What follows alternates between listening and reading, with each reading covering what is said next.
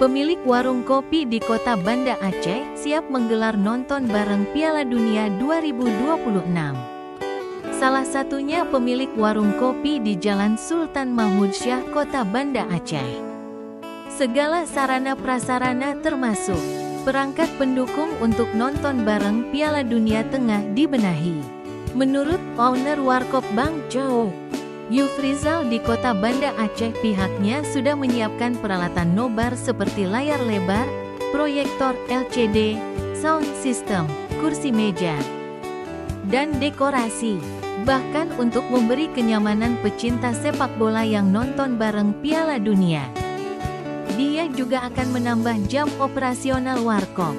Warkop Bang Choi ini mengusung konsep sebagai Warkop Sekber Jurnalis karena para jurnalis lebih banyak menulis berita sambil menikmati sajian kopi.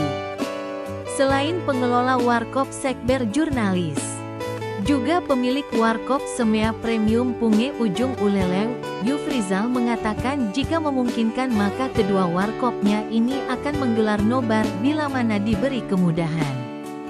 Persiapannya sudah matang. Tinggal menunggu aturan terkait royalti hak siar TVRI yang akan menyiarkan langsung Piala Dunia.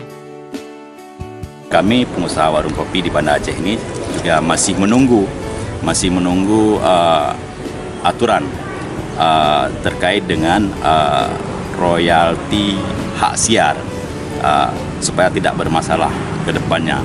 Dan sampai dengan hari ini kami belum mendapatkan satu kejelasan. Bagaimana royaltinya yang harus kami berikan kepada pemilik hak siar ini. Nanti siapa pemegang hak siar, misalnya TVRI dan lain sebagainya. Namun demikian, di Aceh ini warung kopi cukup banyak. Warung kopi banyak, diantaranya adalah warung-warung kopi kecil. Apabila royaltinya terlalu besar, kemungkinan juga kurang menarik. Oleh sebab itu kami berharap kepada pemilik hak siar ini agar memberikan kemudahan bagi kami.